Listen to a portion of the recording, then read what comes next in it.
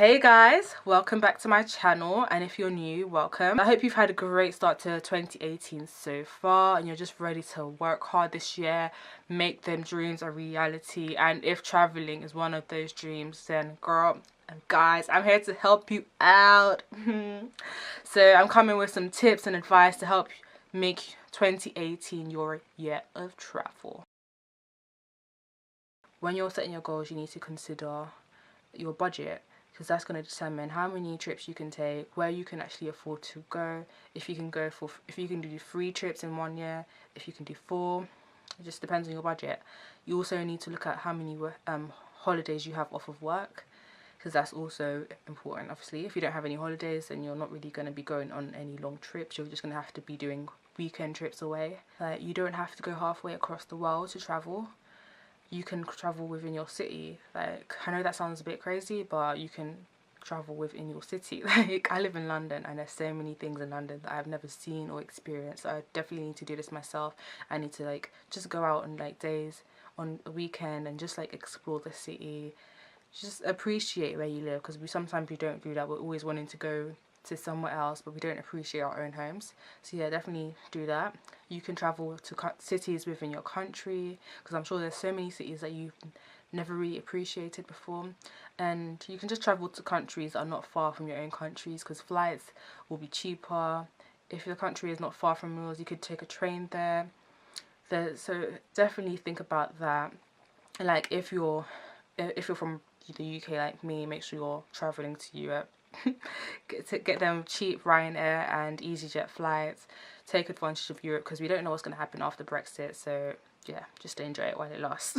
So for those of you that might not have the most powerful passport and that require a visa to visit certain countries, you might want to start looking at the countries that you can visit without using a visa, because visas can be really long. Like, you have to pay, the application process can be very long, you might get rejected.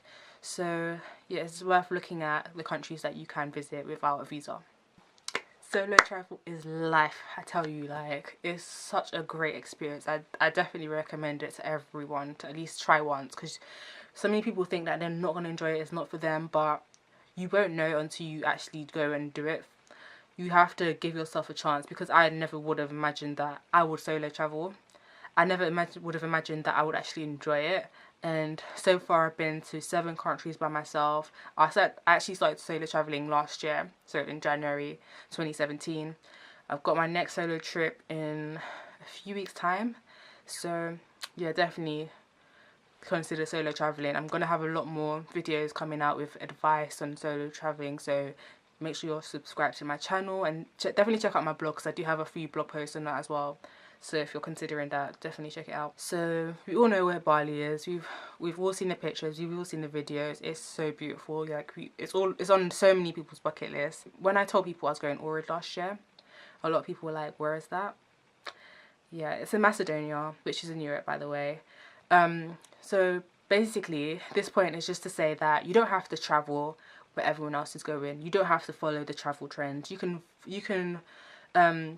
do some research, find the hidden treasures, those hidden gems that people don't really consider, that people don't even know about, because sometimes it can be a lot cheaper than going to Cuba, Bali, just everywhere that everyone else is going at the moment. You all need to save to travel. Unless you're a millionaire, then I don't really know why you're watching this video.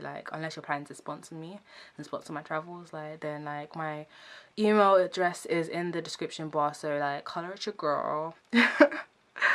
Guys, it's such a great idea to just open a savings account just for your travels, just to keep it separate from everything else, just so you know, this is how much I've saved up, this is how much I have left to save up. And so you can also open a savings account that you can't actually touch the money to a certain date, and this means that you get a lot more interest on your money. So you're making it's an investment. You're making more money for your travels. So definitely look into that. And plus, it's great. So if you're ever tempted to spend that money, you literally can't. You don't have a choice. You have to wait till that date. Prioritize, guys. Travel needs to be a priority.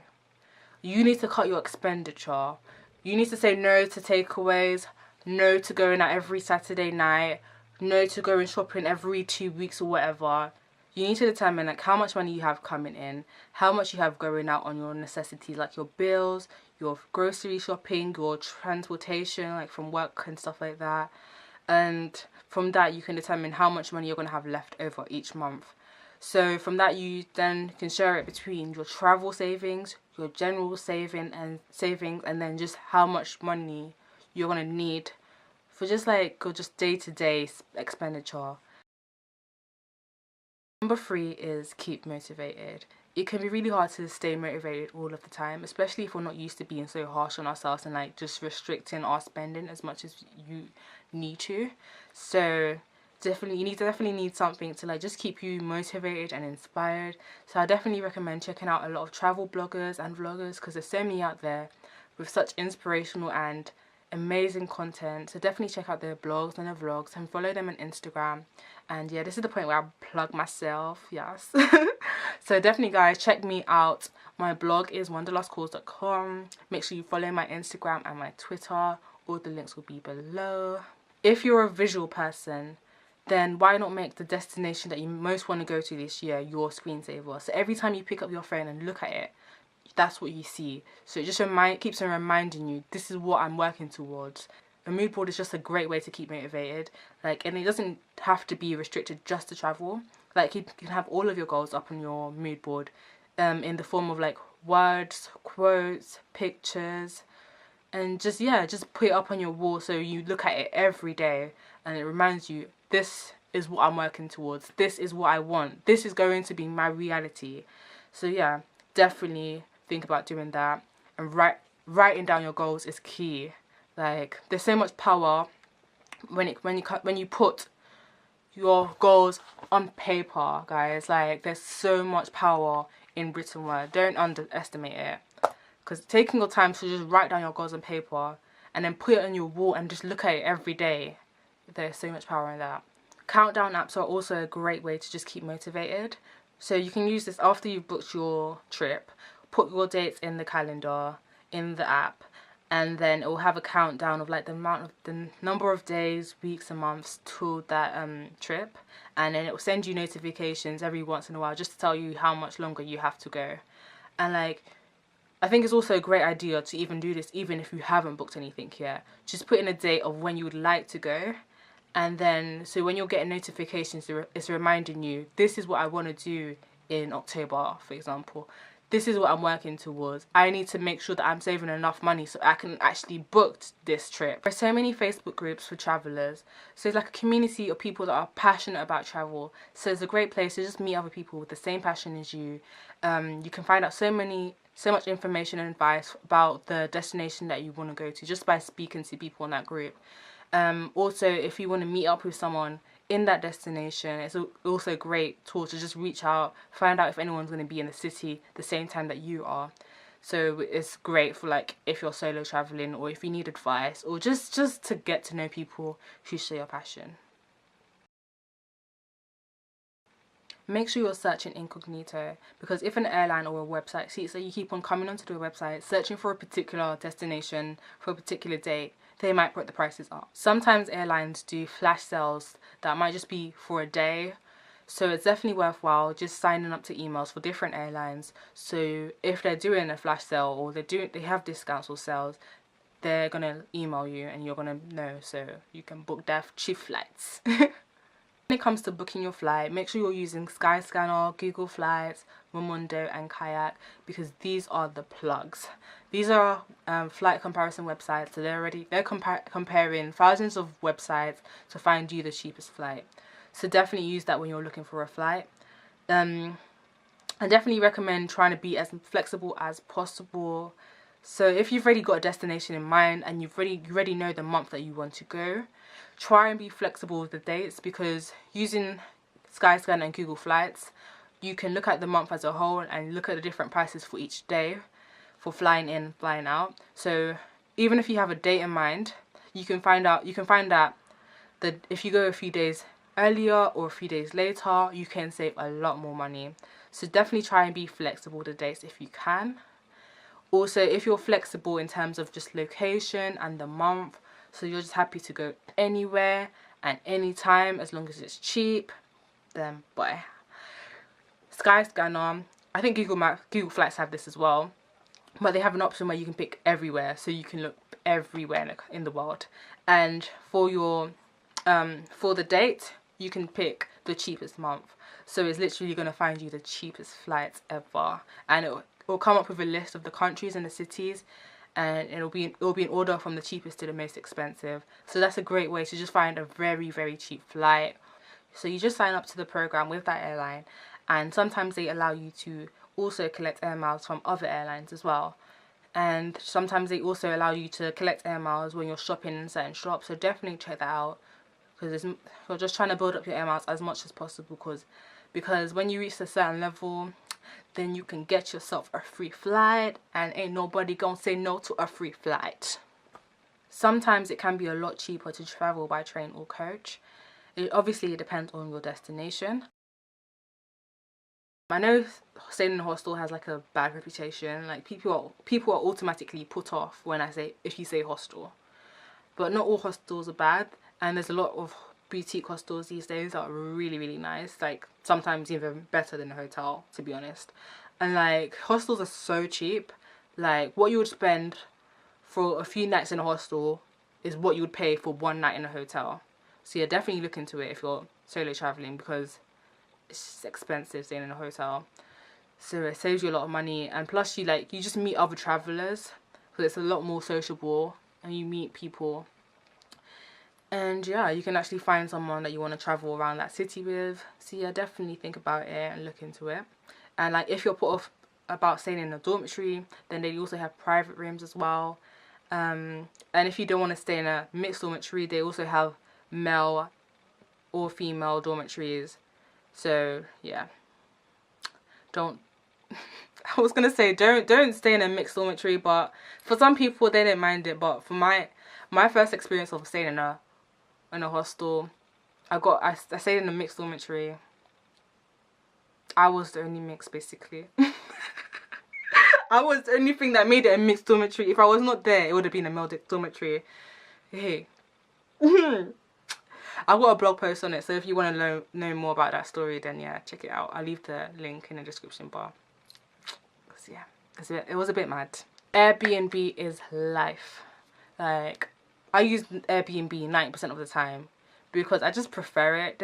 I just love having my own apartment, and plus you just get more of an authentic feel because you're actually living in the community, so it's like you live there, and it's just cool. And sometimes you can get really, really cool Airbnbs. Like the Airbnbs I've had in Asia are just on point. Like the views, like the windows, like the views from your bedroom. I've watched the sunrise from my bed. Oh, the balconies, the pools, they have saunas. I'm just like, they have a gym. I'm just like, this is the kind of apartment I want to live in. Like, it's just crazy. And like the prices are decent. Like you can get some really cheap Airbnbs. It just depends on the location, and yeah, you just need to book in advance, I'd recommend. Like, and yeah, definitely do your research into that. I've got a discount code for Airbnb, so definitely check that out. I'll leave that below in the description bar. If you do decide to go with a hotel, make sure you shop around. There's so many websites that you can use to find a good deal, from Trivago to eBookers to what else is there?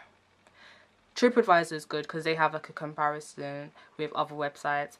But yeah, definitely just look around. There's so many websites. I'm a bargain hunter. Like, I'm trying to get my bill to be as small as possible. So if I can get £10 off, £20, anything, like, I'm trying to get it off, but I'm trying to save as much money as I can.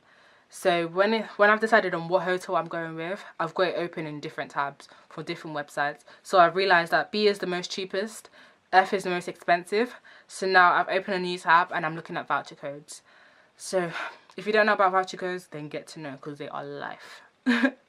So I'll go into vouchercodes.co.uk. I'm sure your country probably has something similar, but if you don't know it, just Google voucher codes for whatever website you're looking at. So then look for voucher codes for each of these websites. Sometimes you won't find a voucher code. Sometimes the voucher code will be 5% off. Sometimes it'll be 10. If you're lucky, it'll be 20. Sometimes it's a certain amount of money off of the price. So yeah, just find what you can. then put these voucher codes into the website to then determine the final price. So then you can compare the final price of all the websites, and then you might realize, okay, B is not the cheapest anymore. D is actually the cheapest, or F might actually be the cheapest. Even though it was the most expensive before, it might be the cheapest. So yeah, it's definitely worth like not just discounting something. Definitely look into it and see what you can get, because voucher codes are life. I know this is going to be unpopular with some people, but sometimes you gotta cook. I know we want to be traveling, we want to be indulging in ourselves, just enjoying life, you know, living. But then when your budget and your bank account is just crying, and by the end of the trip, the last 2 days you're just eating bread and water, no. That's not my portion. So sometimes you have to budget. Like, sometimes when I travel, I don't go out for breakfast. Instead, I'll just buy a croissant, I'll get a smoothie, get a fruit, and that'll be breakfast. Instead of going out and spending like £10 on breakfast, I just spent £2. You gotta save, like, and then lunch and dinner I can go out knowing that, yeah, I've saved that money for my breakfast, so I'm gonna be good. Like, I can spoil myself a little and I can enjoy. Locals are gonna know the best places to go. They're gonna know where the food is the best. They're gonna know where the food is cheap. Sometimes you find yourself, you're just spending money, you're not really thinking about it, and then halfway through your trip you look at your purse and you're just like, where's my money gone? Like, how am I getting through the last few days of this trip with this amount of money left? So just give yourself a daily allowance, so you know, okay, this day I have this amount of money to spend. So that means you're just going to be more selective of what you're spending your money on. So yes, because you don't want to come to the end of your trip and you're just eating bread and water. Make sure you're doing your research beforehand, because sometimes you need to book museums or like places of interest. You need to actually book your ticket beforehand. And sometimes you can actually save money by booking online or booking like a few weeks before your visit. I know this is the complete opposite of what I just said, but sometimes when you're booking excursions, it's best to book in person, just because when you're booking online, the prices can be really high. But when you actually get to the country, it's a lot cheaper and you have more options. You can actually walk around, talk to different tour operators, you can haggle and find yourself the best deal. In some cultures, it's disrespectful to haggle, but in some cultures it's expected. So just do your research. It's good to like have a list of like the stuff that you want to buy, whether that's like souvenirs for your friends and family, or if you want to buy certain products that they sell cheaper in this country than they do in your own. Just have a list, go around shops, just shop around, try and find the best deal, so when it comes to the end and you know where the place to go is, so you get your stuff done. And plus, it's just good not to shop before, just so you don't run out of money and find yourself in a difficult situation. So guys, that's the end of the video. I hope you found it useful. I tried to make it as short as possible. It probably wasn't. But I didn't go into everything and I didn't go into too much detail. But if you do have your own tips and advice, definitely leave them below. Let's share it with each other. Let's help each other travel more this year. Make sure you subscribe to my channel. I will definitely be having more videos with advice and like about solo traveling and everything else. If you have a specific video or blog requests, please do leave them below and I'll try to get back to you. Yeah, so make sure you subscribe. My birthday vlog part 2 is coming out in the next week or so. So yeah, definitely check out part 1 if you haven't. And yeah, make sure you share with your family and friends and do like the video. Well, bye guys. See you guys later. I'm tired. I am tired. I am very tired. You need to evaluate and see like how much money you have coming in. Wow, that's amazing. Your English is amazing. It's wonderful. It's marvelous. The good stuff for you. Thumbs up. Got you. Can't even speak English. It's an embarrassment. You should be ashamed of yourself. British girl like you can't even speak. Come on. You can't do it now. Come on. Oh my gosh. Okay, take number, I think it's take number 10. Let's go.